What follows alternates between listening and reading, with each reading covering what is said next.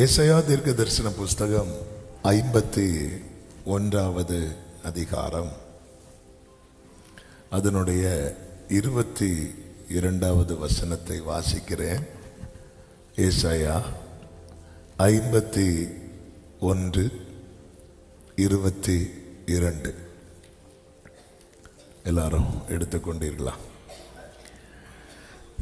கர்த்தராகிய உன் ஆண்டவரும் தம்முடைய ஜனத்துக்காக வழக்காட போகிற உன் தேவனுமானவர் சொல்லுகிறது என்னவென்றால், இதோ தத்தளிப்பின் பாத்திரத்தை உன் கையிலிருந்து நீக்கி போடுகிறேன். இனி என் உக்கிரத்தினுடைய பாத்திரத்தின் வண்டல்களை நீ குடிப்பது இல்லை. கர்த்தர் தருகிற வார்த்தை, இதோ தத்தளிப்பின் பாத்திரத்தை உன் கையிலிருந்து நீக்கி போடுகிறேன். கரங்களை உயர்த்தி ஹல்லேலூயா சொல்லுவோம். இது ஒரு பெரிய கிருபையின் வார்த்தை. இந்த வார்த்தையினுடைய சரித்திர பின்னணியை பார்க்க வேண்டுமானால், யூத ஜனங்கள் ஆமென் தேவ கோபத்துக்கு உள்ளாகிறாங்க. தேவன் எவ்வளோ வான் பண்றாரு, எச்சரிக்கிறாரு. ஆனாலும் அதை கேட்க மாட்டோம் என்று இருதயத்தை கல்லாக்கி வைரமாக்கி கொண்டு கடினமாக்கி கொண்டு தேவனுக்கு பிரியமில்லாத காரியங்களை துணிந்து நடப்பித்து கடைசியில் தேவ கோபத்துக்குள்ளாகி தேவ நியாய தீர்ப்பு அவங்க மேலே விழுது. தேவ தண்டனை. இந்த தண்டனைக்கு உட்பட்டதின் அடையாளமாக இவர்கள் பாபிலோனுக்கு சிறைப்பிடிக்கப்பட்டு கொண்டு போகப்படுகிறார்கள். மிகவும் சிறுமைப்படுத்தப்படுகிறார்கள். 137வது சங்கீதத்தில் அதை பார்க்க முடியும். நாங்கள் எங்கள் இன்ஸ்ட்ருமெண்டெல்லாம் அலரி செடி மேலே தூக்கி வச்சுட்டு அந்த நதியண்டை உட்காந்து என்ன பண்ணோம் தெரியுமா, அழுதோம் அப்படின்னு ரொம்ப ஃபீல் பண்ண ஆரம்பிச்சிட்டாங்க. என்ன இருந்தாலும் இஸ்ரவேல் அவருடைய பிள்ளை. அவங்களுக்கு இருந்த நெருக்கத்து நிமித்தம், அவங்களுக்கு இருந்த போராட்டத்து நிமித்தம், அவங்களுக்கு இருந்த சோதனை நிமித்தம் அவங்க ரொம்ப உடைஞ்சி வேதனையில் இருப்பதை பார்த்து அவரால் தாங்க முடியாமல் கர்த்தர் வார்த்தையை சொல்கிறாரு, எந்த காரியத்தினால நீ தத்தளித்து கொண்டிருக்கிறாயோ அதை உன் கையிலிருந்து நான் நீக்கி போடுகிறேன். ஆமென் சொல்லுங்க பார்க்கலாம். ஹல்லேலூயா. தத்தளிப்பு அப்படிங்கிறதுக்கு சரியான அர்த்தம் என்ன அப்படின்னா, இந்த சீஷர்கள் இயேசு இல்லாம கடல்ல போவாங்க. இந்த நடுக்கடல்ல வந்ததும் அங்கேயும் போக முடியாம இங்கேயும் போக முடியாம எதுவுமே பண்ண முடியாம இந்த நடுக்கடல்ல இருந்து அலைக்கழிக்கப்பட்டு கொண்டிருப்பாங்க பாருங்க. இதுதான் தத்தளிப்பு அப்படிங்கிறத உங்களுக்கு உள்வாங்கிறதுக்காக நடுக்கடல்ல வந்தாச்சு. இப்போ முன்னாடியும் போக முடியல, பின்னாடியும் போக முடியல. இவங்களுக்கு போட்டு ஓட்ட தெரியுமா தெரியாதா? ஆனா முடியல. ஹல்லேலூயா. இதுதான் தத்தளிப்பு. இவங்களுக்கு படகு செலுத்த தெரியாம கிடையாது, ஆனா முடியல. அவங்க தத்தளித்து கொண்டிருக்கிறாங்க. என்ன செய்வதென்று தெரியாது, பயத்தினால் நடுங்குகிற நிலை, மன அமைதி இழந்த நிலை, சோர்ந்து போகிற நிலை, தண்டு வலிக்கிறதில் வருத்தப்படுகிறதை கண்டு அப்படின்னு இருக்கும். ரொம்ப வருத்தம் வந்துடும், சோர்வு வந்துடும். ஒரு ஸ்டெப்பு கூட எடுத்து வைக்க முடியல. இதுக்கு மேலே காற்று அடித்து கொண்டே இருக்கிறது. ஆமென். இந்த சூழ்நிலை ரொம்ப தூரம் நம்முடைய வாழ்க்கையில் பயணித்து வந்தது போல நமக்கு ஒரு ஃபீல் இருக்கும். ஆனால் கரை அடைய நம்ம எவ்வளோ தூரம் வந்தோமோ அவ்வளோ தூரம் இன்னும் போக வேண்டி இருக்குன்னு நினைக்கும் போது, ஆண்டவரே இது உங்களுக்கே ஒரு நியாயமா தெரியலையே ஆண்டவரே. சில நேரத்தில் நம்ம சிறுமைப்படுகிறது, நம்ம சோர்ந்து போகிறது. இப்படிப்பட்ட தருணங்கள் வரும்போது நம்ம அறியாம நமக்குள்ள என்ன தோணும் அப்படின்னா, ஆண்டவர் என்னை கைவிட்டார், ஆண்டவர் என்னை மறந்தார். இதோ தத்தளிப்பின் பாத்திரத்தை உன் கையிலிருந்து நீக்கி போடுகிறேன், நீக்கி போடுகிறேன். இந்த வசனத்தை எப்படி படிக்கணும்னா, ஆமென், எப்படி கையை வச்சிடணும். ஹல்லேலூயா. ஆண்டவரே, நான் எந்த நிலையில இருக்கிறேன்னு உங்களுக்கு தான் தெரியும். இந்த தத்தளிப்பின் பாத்திரம் நீங்க என் கையிலேருந்து நீக்கிட்டீங்கன்னா, ரட்சிப்பின் பாத்திரத்தை எடுத்துக்கொண்டு பாதத்தை ஓயாமல். இன்னைக்கு அநேகருக்கு இதை செய்ய முடியல, இன்னைக்கு அநேகருக்கு இதை செய்ய முடியல. ஏன்? கையில வேற பாத்திரம் இருக்கு. கொஞ்சம் மைக் அட்ஜஸ்ட் பண்ணுங்க. கையில வேற பாத்திரம் இருக்கு. ரட்சிக்கப்பட்டவங்க நம்ம, ஆனா ரட்சிப்பின் பாத்திரத்தை எடுத்து தொழுது கொள்ள முடியலையே. நீதிமான்களுடைய கூடாரத்தில் கேட்கப்படுகிற ரட்சிப்பின் கம்பீர சத்தம் இல்லையே. குடும்பமா தான் ஆராதிக்கிறோம், ஆனா ரட்சிப்பின் கம்பீர சத்தம் இல்லை. ஏன்? கையில வேற பாத்திரம் இருக்கிறது. இந்த கால வேளையில ஆவியானவர் இந்த வார்த்தையை தருகிறது. இதுவரை இருந்துச்சு, இனி இருக்காது. நம்புறவங்க மட்டும் கரங்களை தட்டி ஆமே. எத்தனை பேர் நம்புறீங்க? பாத்திரம் மாற போகுது. ஹல்லேலூயா. பக்கத்துல கைப்பிடி சொல்லுங்க, பாத்திரம் மாற போகுது. ஆமே. ஹல்லேலூயா. பாத்திரம் மாற போகுது. ஹல்லேலூயா. ஆமே. கரங்களை உயர்த்தி ஆமேன்னு சொல்லுங்க. ஆமே. இந்த ஏசாயா 51வது அதிகாரத்திலிருந்து 3 காரியங்களை சொல்லுகிறேன். 1, தத்தளிப்பின் பாத்திரம் நம் கையில் இருப்பதற்கான அடையாளம். 2, தத்தளிப்பின் பாத்திரத்தை நம் கையிலிருந்து நீக்கும் போது உண்டாகிற காரியங்கள். 3, ஆமே, நாம் செய்ய வேண்டிய காரியங்கள். இப்படி 3 நிலைகளை வேகமாய் சொல்லுகிறேன். ஆமே. கர்த்தருக்கு மகிமை உண்டாவதாக. கொஞ்சம் மானிட்டர் வேணும், டைட் பண்ணிக்கோங்க. இந்த தத்தளிப்பின் பாத்திரம் என் கையில் இருக்குதா அப்படிங்கிறத நான் எப்படி புரிந்து கொள்ள? ஆமென். 1, நம்மளால் எழும்ப முடியாது. ஒரு நிலையை விட்டு எழும்ப முடியாது. இந்த 17வது வசனத்தை நீங்கள் பார்த்தீங்கன்னா, ஆண்டவர் தீர்க்கதரிசியை கொண்டு சொல்லுகிறது அதுதான். எழும்பு எழும்பு, கர்த்தருடைய உக்கிரத்தின் பாத்திரத்தை அவர் கையில் வாங்கி குடித்திருக்கிற எருசலேமே, எழுந்து நில்லு. தத்தளிக்க செய்யும் பாத்திரத்தின் வண்டல்களை உறிஞ்சி குடித்தாய் என்று சொல்லப்பட்டிருக்கிறது. எழும்ப முடியாது, எழும்ப முடியாது. ஆமே. தத்தளிப்பின் பாத்திரம் ஒரு லெவலுக்கு மேல.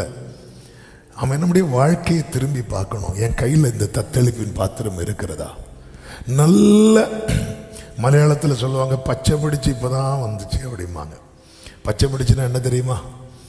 ஒரு செடி வச்சு அதில் அப்படியே அந்த இலை துளிர்க்க ஆரம்பிக்கும் தெரியுமா? அப்படியே வரும்போது பரவாயில்ல, அது வளர ஆரம்பிச்சு நினச்சி அடுத்த நாள் பார்த்தா பட்டு போயிருக்கும். ஆமே. இப்போதான் கொஞ்சம் பச்சை பிடிச்சி வந்த மாதிரி இருக்கும். கர்த்தருக்கு மகிமை உண்டாவதாக. அந்த நேரத்தில் அவ்வளவுதான், அவ்வளோதான். ஆண்டவரே, நம்ம லைஃப்பை பார்க்கணும். ஒரு நிலையை விட்டு ஏன் எழும்ப முடியல? ஏன் வளர முடியல? யோசேப்பை குறித்து வேதம் சொல்லப்பட்டிருக்கிறது.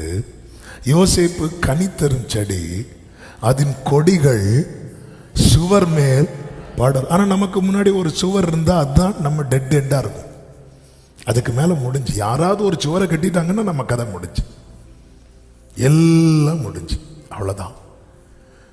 20 வருஷத்துக்கு முன்னாடி பண்ண ஜெபம் அவ்வளோதான், அதுக்கு மேலே எழுத முடியாது.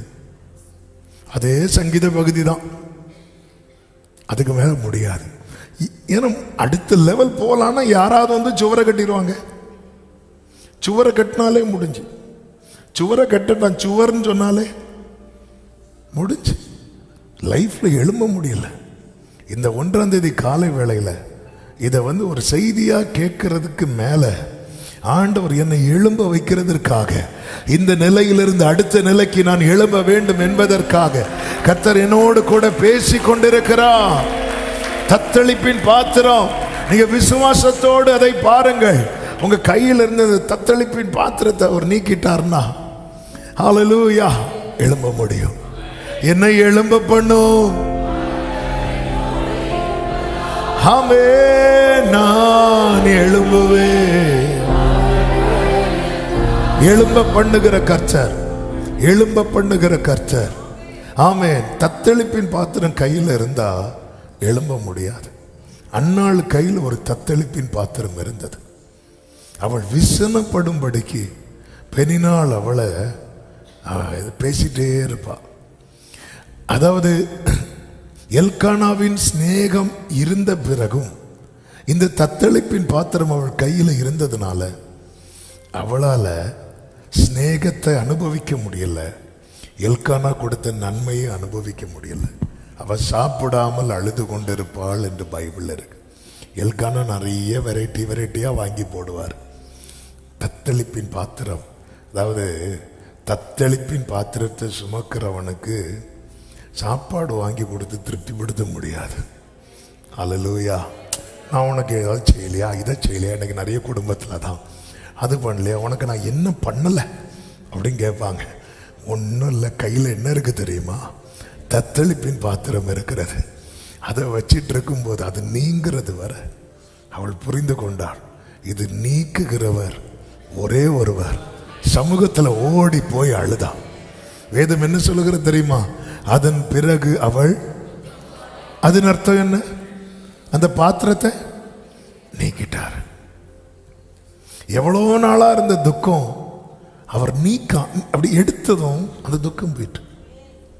ஹல்லேலூயா, ஹல்லேலூயா. காலில் ஒரு முள்ளு குத்திச்சு, அது எடுக்கிறது வர எடுத்ததுக்கு அப்புறம் முடிஞ்சு. சில காரியங்கள் அது நீக்கினதுக்கு அப்புறம் ஃப்ரீ ஆயிரும். ஆமே.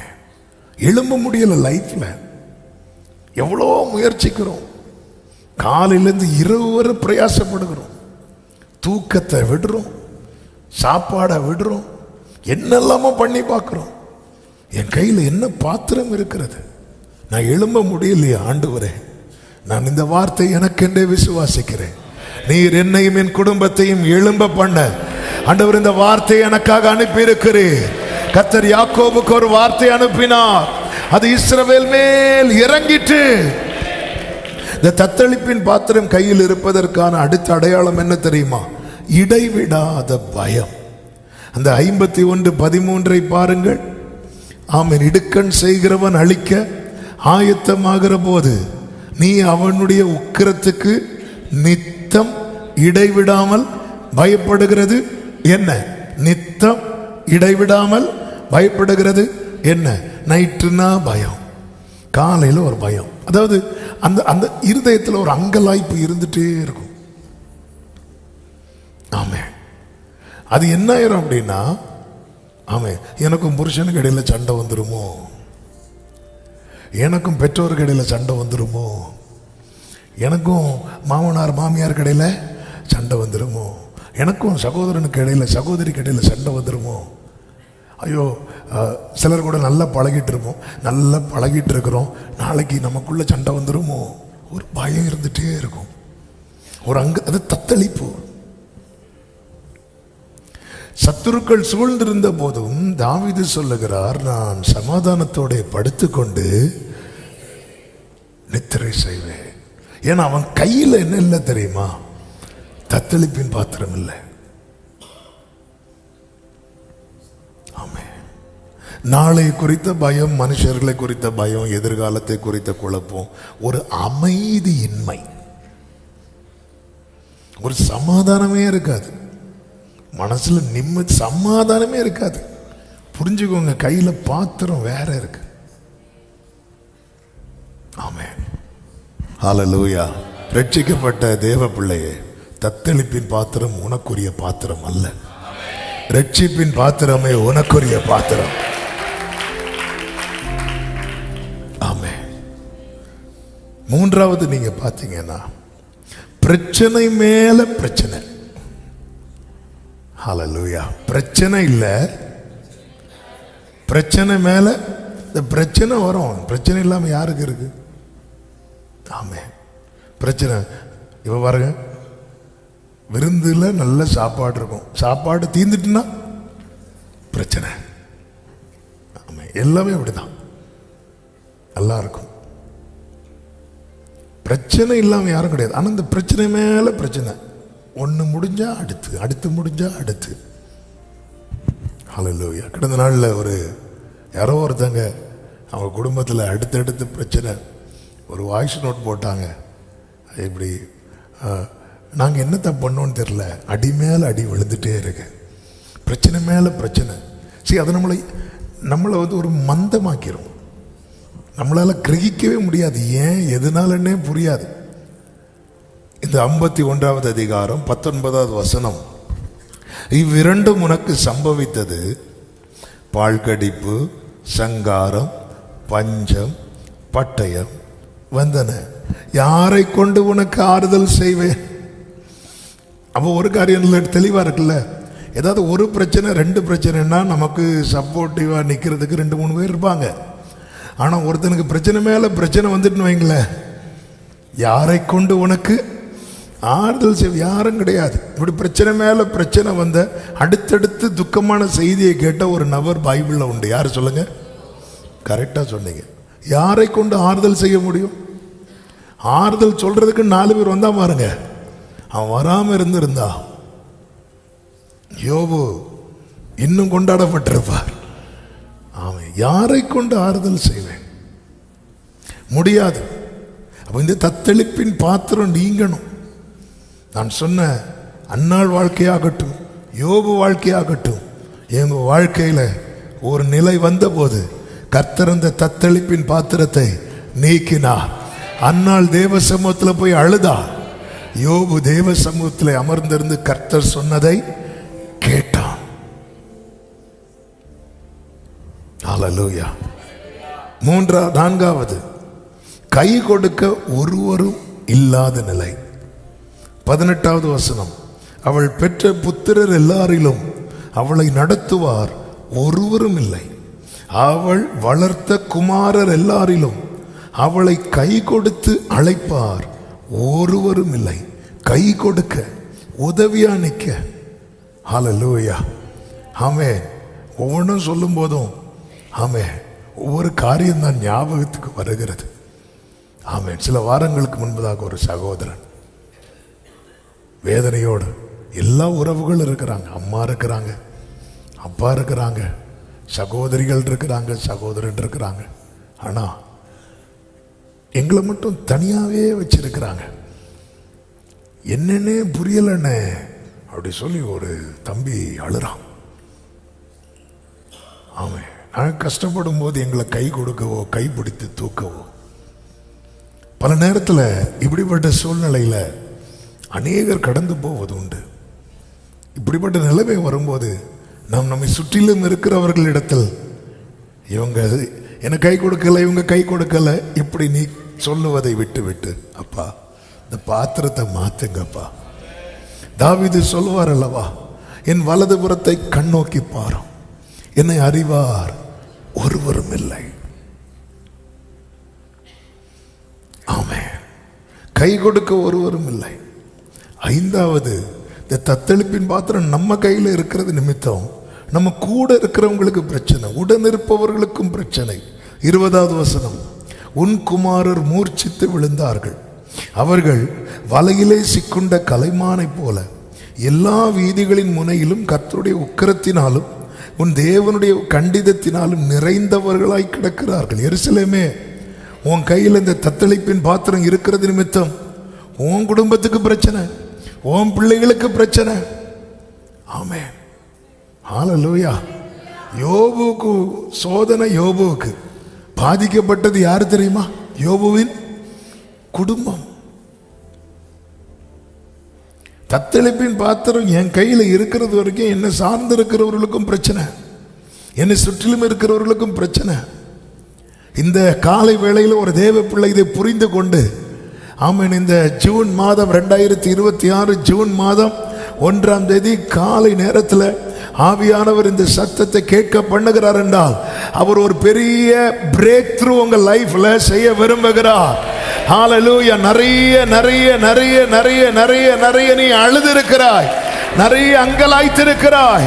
எல்லாவற்றுக்கும் தேவன் ஒரு சொல்யூஷனோட தான் இந்த வார்த்தையை பேசிக் கொண்டிருக்கிறார். ஆமென் சொல்லுங்க பார்க்கலாம். எல்லா காரியத்திலும் ஒரு அழுத்தம், ஒரு அழுத்தம். Thank you holy spirit. ஆமென். அதாவது பிள்ளைங்களுக்காவது ஒரு மாசம் லீவாவது கிடைக்கும். ஆமென் ஹல்லேலூயா.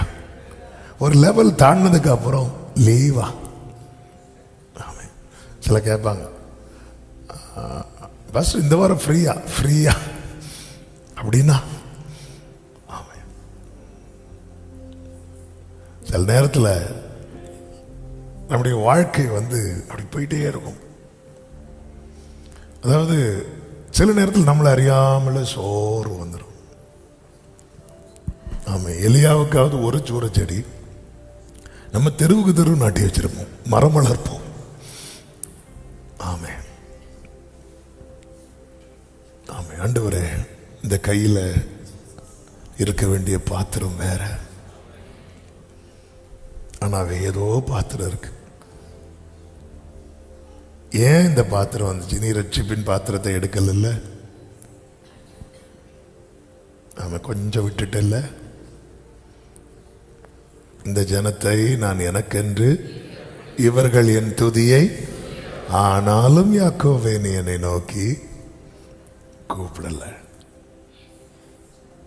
இந்த ஜனங்க நாங்க எருசலேமை நினைச்சு அழுதோம், அழ ஆரம்பிச்சிட்டாங்க, நினைச்சு அழ ஆரம்பிச்சிட்டாங்க. பாருங்க, ஆண்டவர் சொல்ல, நான் எடுத்துருவேன்னா உன் கையில் இருந்து. நீங்க எனக்கு இந்த வசனத்தை வச்சு வீட்டில் போய் இப்படி நின்றுங்க. அல்லேலூயா. ஆண்டவரே, எனக்கு துதிக்கணும். ரட்சிப்பின் பாத்திரத்தை எடுத்துக்கொண்டு பாதத்தை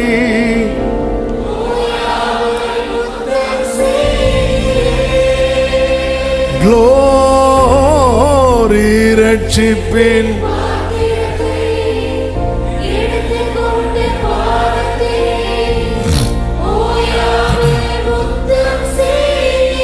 அவ்வளவுதான். இந்த தத்தளிப்பின் பாத்திரம் நீக்கப்பட அந்நாளை போல தேவ சமூகத்தில் போய் உட்கார்ந்து ஆண்டவர் சமூகத்தில் அழுங்க. இந்த எசேக்கியா ராஜா வியாதிப்பட்டு மரணத்துக்கு ஏதுவான ஒரு வியாதியில் இருக்கும்போது கர்த்தர் தீர்க்கதரிசி அனுப்பி சொல்லுவோம், வீட்டு காரியத்தை ஒழுங்குபடுத்தும். அவ்வளவுதான். நெஞ்சே வெடிக்கும் மாதிரி இருந்துச்சு. ஓன அழ ஆரம்பிப்பார், அழ ஆரம்பிப்பார். ஆண்டவர் அந்த தத்தளிப்பின் பாத்திரத்தை எடுத்துவார். அவர் சொல்றாரு, ஆண்டவரே, ஏசாயா 38வது அதிகாரத்தில்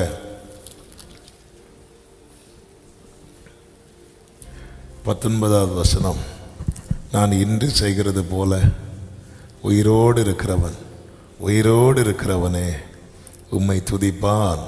தகப்பன் பிள்ளைகளுக்கு உமது சத்தியத்தை தெரிவிப்பான். கர்த்தர் என்னை ரட்சிக்க வந்தார்.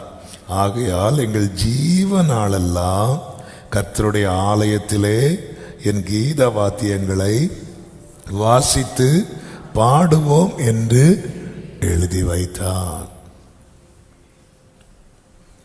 ஆமென். கர்த்தர் தத்தளிப்பின் பாத்திரத்தை நீக்குவேன் என்று சொல்லி இருக்கிறார். ஆண்டவர் சமூகத்தில், ஆண்டவரே, இந்த தத்தளிப்பின் பாத்திரம் என் கையிலிருந்து நீக்கிடுங்கப்பா. என் ஜீவனாலெல்லாம் ரட்சிப்பின் பாத்திரத்தை எடுத்துக்கொண்டு. இவர் எழுதி வச்சாரு, ஆனா செய்யல. எசேக்கியா எழுதி வைத்தான், ஆனா என்ன செய்யல. தேவன் செய்த உபகாரங்களுக்கு தக்கதாக 2 நாளாகமும் 32வது அதிகாரம் அதனுடைய 25வது வசனத்தில் சொல்லப்பட்டிருக்கிறது. எசேக்கியா தனக்கு செய்யப்பட்ட உபகாரத்துக்கு தக்கதாய் நடவாமல் மனமேட்டிமையானார். ஆகையால் அவன் மேலும் யூதாவின் மேலும் எருசலேமின் மேலும் கடும் கோபம் உண்டது. எசேக்கியாவின் மனமேட்டிமை நிமித்தம் அவனும் எருசலேமின் குடிகளும் தங்களை தாழ்த்தினபடியினால் கர்த்தருடைய கடுங்கோபம் எசேக்கியாவின் நாட்களிலே அவர்கள் மேல் வரவில்லை. தத்தளிப்பின் பாத்திரம் கையில் இருக்குது. இது நீங்கிறதுக்கு இதை சொல்லிட்டு தத்தளிப்பின் பாத்திரம் நீங்கும் போது உண்டாகிற சில ஆசீர்வாதங்களை குயிக்கா சொல்லி ஜெபிக்கிறேன். நீங்கிறதுக்கு நமக்கு முதல்ல தேவை தாழ்த்துறது. தாழ்த்தணும், தேவ சமூகத்தில் அழணும், ஆண்டவர் சமூகத்தில் ஒரு தீர்மானத்தோடு விட்டு கொடுக்கணும். ஆண்டவரே, உயிரோடு இருக்கும் காலம் எல்லாம். அதனால தானே தாவீது ஜெபிப்பார். தாவீது வாழ்க்கையில் ஒரு கட்டத்தில் தத்தளிப்பின் பாத்திரம் வரும்போது, ஆண்டவரே, நான் உமது நாமத்தை துதிக்கும்படிக்கு என் ஆத்துமாவை காவலுக்கு நீங்களாக்கிவிடும். ஒரு கேள்வியை உங்க முன்பாக வைக்கிறேன். அந்த அவரை துதிக்கிற துதி நம்முடைய வாழ்க்கையில் எங்கேயோ குறைய ஆரம்பித்த போது இந்த பாத்திரம் நம்ம அறியாமல் நம்ம கையில் வந்துட்டு, ஆமை, இன்னைக்கு ஒரு அங்கலாய்ப்பு, தத்தளிப்பு, பிரச்சனை மேல பிரச்சனை, யாரும் கை கொடுக்க இல்லை. ஆமே, ஆண்டவர் இப்படிப்பட்ட ஒரு நிலைமையில தேவ சமூகத்தில் இந்த சத்தத்தை கேட்கிறவர்களுக்கு சொல்லுகிற செய்தி, கர்த்தருக்கு முன்பாக தாழ்மைப்படுங்கள், சிந்தித்து பாருங்கள். ஆமேன், எங்கே மாற வேண்டி இருக்கிறது. ஆமேன். ஆனாலும் யாக்கோபே, நீ என்னை நோக்கி கூப்பிடவில்லை, நீ என்னை குறித்து மனஞ்சலித்து போனாய், உன் அடையாளத்தையே மறந்திருக்கிற, நீ எதற்காக ஏற்படுத்தப்பட்டிருக்கிறாய் என்பதையே மறந்து வாழ்ந்து கொண்டிருக்கிறாய். யாக்கோபு கொழுத்து போய் உதைத்தான் இருக்கு. ஒரு காரியம் நடக்கிறதுக்கு முன்னாடி என்னை தேடின எசேக்கியாவே, நடந்த பிறகு மனமேட்டிமை ஆனாயே. இதனால என்னுடைய கோபம் இறங்கினது. அவன் கோபம் அது தத்தளிப்பாய் மாறாதிருக்க தாழ்த்திட்டான், தன்னை தாழ்த்தினான். தேவ சமூகத்திலே தாழ்மைப்படுங்கள். அவருடைய கோபம் ஒரு நிமிஷம், ஆனால் அவருடைய தயவோ நீடிய வாழ்வு. இந்த நாட்களில் என்ன தேவை? கர்த்தர் சமூகத்திலே தாழ்த்துறது. கர்த்தர் சமூகத்திலே தாழ்த்துறதுன்னா என்ன தெரியுமா? என்ன தெரியுமா? நம்முடைய நீதியை சொல்லாம இருக்கிறது. நம்ம எல்லாம் இந்த எலியா மாதிரி, எலியா நம்மை போல. எலியா பாருங்க, எனக்கு அந்த 3 வாரம் அது பேசிட்டு இருந்தனால போன வாரம் ஒரு வார்த்தை எனக்கு ரொம்ப ஸ்ட்ரைக் ஆச்சு. என்ன அப்படின்னா, சூறை செடிக்கு கீழே படுத்து இருக்கும்போது எலியா சொன்ன வார்த்தை என்ன சொல்லுங்க? கரெக்டாக சொல்லுங்க. ஆண்டவரே, என் பிதாக்களை பார்க்கிலும் நான் நல்லவன் அல்ல. ஆண்டவர் கிருபை கூர்ந்து அவனை அந்த ஏசபேல் இப்படியிலேருந்து காப்பாத்தினாரா? காப்பாற்றி முடிச்சு பர்வதத்தில் கொண்டு விட்டது. நம்மால் என்ன சொல்றாரு தெரியுமா?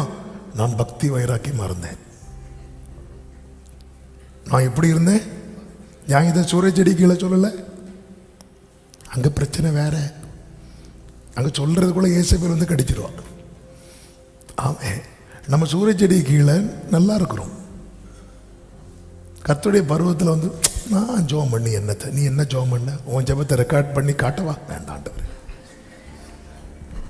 ஆமே, அல்லேலூயா. ஆமே. சூரிய செடி கீழே இருக்கும்போது என்ன சொன்ன? என் பிதாக்களை பார்க்கிலும் நான் நல்லவன் அல்ல. அப்படியே பர்வதத்தில் கொண்டு விட்டதும் நான் எவ்வளோ பக்தி வைராக்கியமாக இருந்தேன் தெரியுமா? பேசாத. நீ கொஞ்சம் முன்னாடி என்ன சொன்ன? நம்ம பல நேரத்தில் அப்படிதான். தாழ்த்துறது என்பது என்ன தெரியுமா? ஏன் நீதியை சொல்லாமல் இருக்கிறது. நம்ம அழுதுட்டே சொல்லுவோம். ஏன்னா அழுதா என்ன அடையாளமா? தாழ்மையின் அடையாளம். நம்ம பரிசீலனை மாதிரி தெனாவட்டாலும் சொல்ல மாட்டோம். அழுதுட்டே நான் எப்படி இருந்தேன் தெரியுமா ஆண்டவரே? அவன் என்ன சொல்லுவான்? நான் உமக்கு முன்பாக நான் அப்படி இருந்தேன் இப்படி இருந்தேன். சரி, ஏன் நீதி என்ன சொல்லாமல் இருக்கிறது? எங்கள் நீதி எல்லாம் அழுக்கான கந்தை. பவுல் கொரிந்து சபையின் நிர்பந்தத்தின் பேரில் சொல்லிடுவார், நான் அப்படி கஷ்டப்பட்டேன் இப்படி கஷ்டம் சொல்லிட்டு புத்தீனமா பேசிட்டேன், என்னை பேச வச்சிட்டீங்க அப்படிம்பார். தாழ்மை தாழ்த்துறதுன்னா என் நீதியை நான் சொல்லக்கூடாது, அவரை தான் நீதியா சொல்லணும். ஆமாம், எவ்வளோ ஜோம் பண்ணி பார்த்தாச்சு, எப்படிலாம் இது பண்ணி பார்த்தாச்சு. அதன் அர்த்தம் என்ன? நான் கரெக்டாக இருக்கிறேன், அவர் தான். நான் ஜோம் பண்ணி பார்த்தாச்சு, எனக்கு பதில் வரலன்னு அதன் அர்த்தம் என்ன?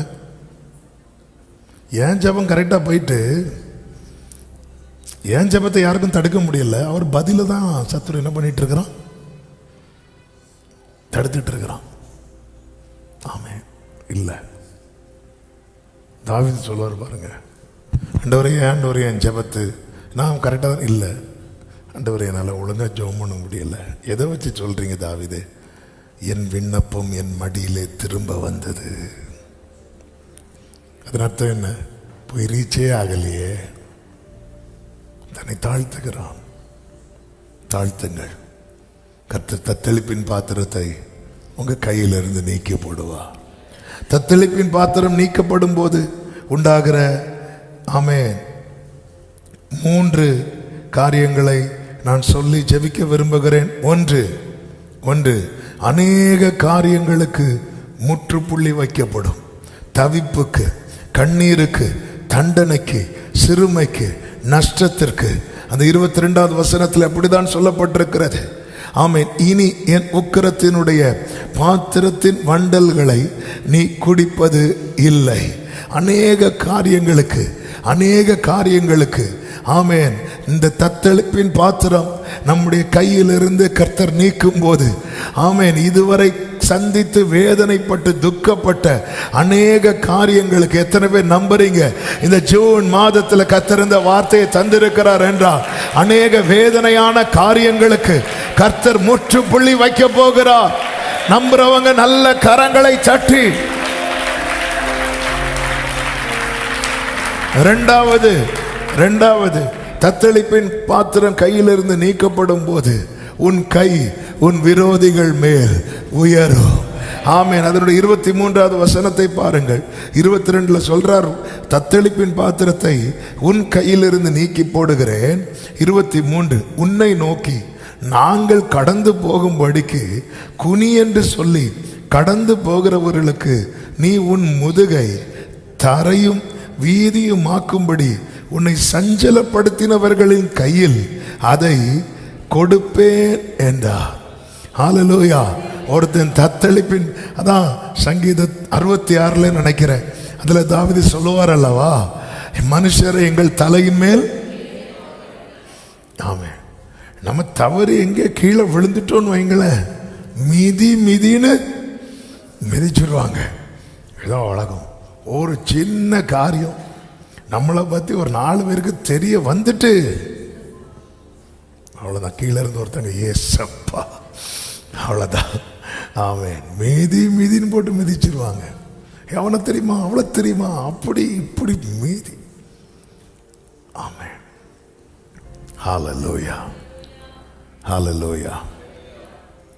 ஆமானால தத்தளித்தவன் யார் தெரியுமா? மொர்தெகாய். ஆண்டவர் அப்படியே பாத்திரத்தை மாத்துறார். நாம தத்தளிக்கிறது பிரச்சனை இல்லை. நம்மளால இன்னொருத்தங்க என்ன செய்யக்கூடாது?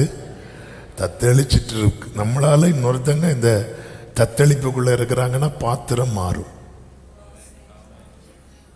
இனி ஆமேன்னு வராது. ஆமே. பைபிள் சொல்லுகிறது, எஸ்தர் 6வது அதிகாரம் 12வது வசனத்துல, பின்பு மொர்தெகாய் ராஜாவின் அரண்மனை வாசலுக்கு திரும்பி வந்தான். ஆமானோவென்றால் சஞ்சலப்பட்டு முக்காடிட்டு கொண்டு தன் வீட்டுக்கு தீவிரத்து போனான். ஆமென். அப்படியே மாறுது. உன் கை உன் விரோதிகள் மேல் உயரும். 3வது, எழும்ப முடியாத நிலையில் இருந்தெல்லாம் எழும்ப முடியும். 14வது வசனத்தை பாருங்கள். சிறைப்பட்டு போனவன் தீவிரமாய் விடுதலை ஆவான். அவன் கிடங்கிலே சாவதும் இல்லை, அவனுடைய அப்பம் குறைவு படுவதும் இல்லை. சத்தமா ஆமென் சொல்லுவோமா? தத்தளிப்பின் பாத்திரம் நீங்கட்டும். கர்த்தர் அதை நீக்குவேன் என்று வாக்கு தந்திருக்கிறார். ஆண்டவர் சமூகத்தில் செபிக்கலாமா? ஒரு சில நிமிடங்கள் முடிந்தவர்கள் முழங்கால் படிட்டு 2 கைகளை அப்படியே உயர்த்தி, தகப்பனே உம்மை நோக்கி பார்க்கிறோம், உமக்கு முன்பாக எங்களை தாழ்த்துகிறோம். எங்கள் நீதி எல்லாம் அழுக்கான கந்தையப்பா.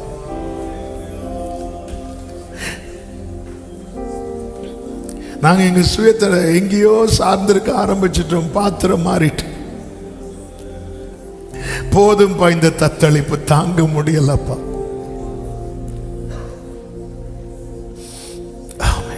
கடந்த மாசம் எதுக்காவது நீங்க ரொம்ப அழுது இருக்கிறீங்களா? ஏதாவது காரியத்தை நினைச்சு, அல்லது இந்த 2026 இந்த கடந்த 5 மாதங்கள் ஏதாவது காரியத்தை நினைச்சு ரொம்ப பாரப்பட்டு துதிக்க முடியாம, ஜெபிக்க முடியாம, 4 பேரை பார்த்து சிரிக்க முடியாம, ஹல்லேலூயா, அப்படியே உங்க கையை ஆண்டவருக்கு நேராக உயர்த்து. போதும் பாய்ந்த தத்தளிப்பின் பாத்திரம் என் கையில இருக்கிறதுனால என் கூட இருக்கிறவங்களும் பாதிக்கப்படுறாங்களே, எனக்கு ஒரு விடுதலை தாரும். இதை மாத்திட்டு அந்த ரட்சிப்பின் பாத்திரத்தை என் கையில தாங்க ஆண்டவர். தத்தளிப்பின் பாத்திரம், பிரச்சனை மேல பிரச்சனை, போதும்பா, இதுக்கு மேல தாங்காதுப்பா, எழும்பவே முடியாத நிலை, எழும்பவே முடியாத நிலை. அடுத்த நிலைக்கு போலான்னு நினைக்கும் போது திரும்ப கீழே போயிட்டு இருக்கிறோம். கீழே போறோம் தெரிஞ்சதும் திருப்பி ஆண்டவரே இப்போ இருக்கிறதே போதும்பா அப்படின்னு சொல்லுகிற நிலைமைக்கு போறோம். அடுத்த நிலை யோசிக்கவே முடியாத நிலை. ஆமென். விசுவாசத்தோடு உங்க கைகளை உயர்த்தி, நல்ல தகப்பனை, இரக்கமுள்ள தேவனே, யார் யார் இந்த தத்தளிப்பின் பாத்திரம் என்னை விட்டு நீங்கணும் உங்க முன்னாடி தங்களை தாழ்த்தி நிற்கிறார்கள், இவங்க கையில் இருந்த அந்த தத்தளிப்பின் பாத்திரத்தை நீக்கி போட்டு அந்த ரட்சிப்பின் பாத்திரம், அந்த நன்மையின் பாத்திரம், அந்த மனமகிழ்ச்சியின் பாத்திரம் கர்த்தர் கிருபையாய் வைப்பீராக. உடைய பிள்ளைகளை கர்த்தர் ஆசீர்வதிப்பீராக. தீமையான எல்லா காரியங்களுக்கும் முற்றுப்புள்ளி வைக்கப்படுவதாக. ஓ, மீண்டும் எழும்பி வர கிருபை செய்வீராக. அவன் கிடங்கிலே சாவது இல்லை. இந்த வியாதி ஒன்ன முடிக்காது, இந்த நுகம் ஒன்ன முடிக்காது, இந்த நெருக்கம் ஒன்ன முடிக்காது. நீ தீவிரமாய் விடுதலை ஆவாய், தீவிரமாய் விடுதலை ஆவாய், தீவிரமாய் விடுதலை ஆவாய். உன் அப்பம் உனக்கு குறைவு படாது, உன் அப்பம் உனக்கு குறைவு படாது. இயேசுவின் நாமத்தில், இயேசுவின் நாமத்தில், இயேசுவின் நாமத்தில் ரட்சிப்பின் பாத்திரத்தை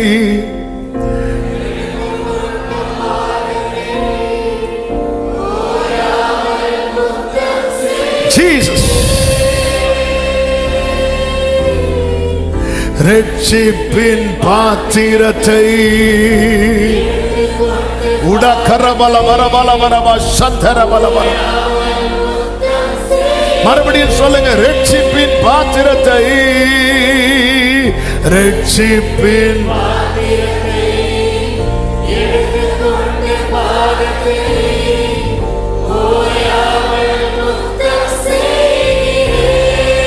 ரட்சிப்பின் பாத்திரத்தை உடரபா லபரபா சந்தரபல வரபல வரபா. ஓ, இயேசு கிறிஸ்துவின் அதிகாரமுள்ள நாமத்தில் உடைய பிள்ளைகள் கையில் இருந்து இந்த தத்தளிப்பின் பாத்திரம் நீக்கி போடப்படுவதாக, ரட்சிப்பின் பாத்திரம் வைக்கப்படுவதாக.